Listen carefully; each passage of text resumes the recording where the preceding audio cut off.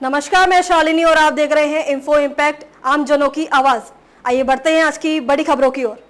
झारखंड की एक और सीट पर महागठबंधन की बड़ी टेंशन। अंबाले ने फसाया पेच, प्रत्याशी घोषित कर बता दिया final decision. Jharkhand politics news Hindi. Jharkhand विधानसभा चुनाव को लेकर तैयारी तेज है। इस बीच सीटों को लेकर भाकपा माले ने सब कुछ स्पष्ट कर दिया है। माले ने जमुआ विधानसभा क्षेत्र से अपना प्रत्याशी नहीं उतारा है। धनवार विधानसभा क्षेत्र से उनके उम्मीदवार चुनाव मैदान में डटे रहेंगे। भाकपा माले के राज्य सचिव मनोज भक्त ने मंगलवार को इस आशय की घोषणा की। उन्होंने कहा कि बागोदर, निरसा और सिंदरी में क्रमशः विनोद सिंह, अरूप चटर्जी और चंद्रदेव महतो गठबंधन से भाकपा माले उम्मीदवार के तौर पर चुनाव लड़ रहे हैं। पूर्व विधायक राजकुमार यादव धनवार से भाकपा माले के उम्मीदवार हैं। उन्होंने गठबंधन के साथ पूर्ण तालमेल नहीं होने पर अफसोस जताते हुए कहा कि गठबंधन में कई चक्र बातचीत के बावजूद धनवार सीट का विवाद हल नहीं हो सका है। भाकपा माले धनवार सीट पर भाजपा को शिकस्त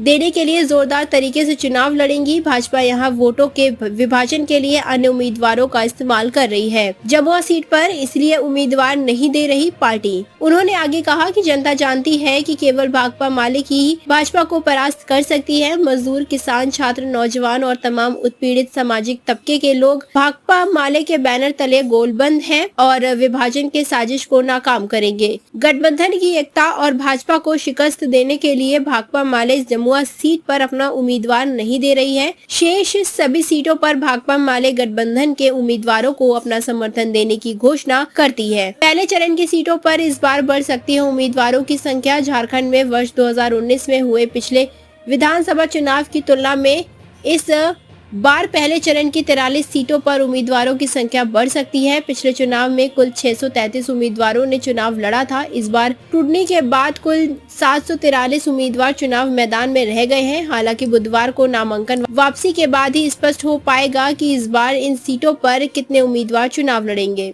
इधर पहले चरण की सीटों में 7 सीटें ऐसी हैं जहां इस बार उम्मीदवारों की संख्या पिछले चुनाव की तुलना में कम होना तय है। इनमें सिमरिया, घाटशिला, इचागढ़, खरसावा, मझगांव, जगन्नाथपुर तथा भवनाथपुर सम्मिलित है। नामांकन वापसी के बाद ऐसी सीटों की संख्या और बढ़ सकती है।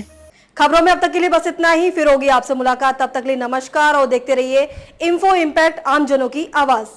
ऐसे ही लेटेस्ट अपडेट पाने के लिए हमारे चैनल को सब्सक्राइब करें और तुरंत नोटिफिकेशन पाने के लिए बेल आइकन प्रेस करना ना भूलें। यदि आप हमें फेसबुक या इंस्टाग्राम के माध्यम से देख रहे हैं तो हमारे पेज को फॉलो जरूर करें। धन्यवाद।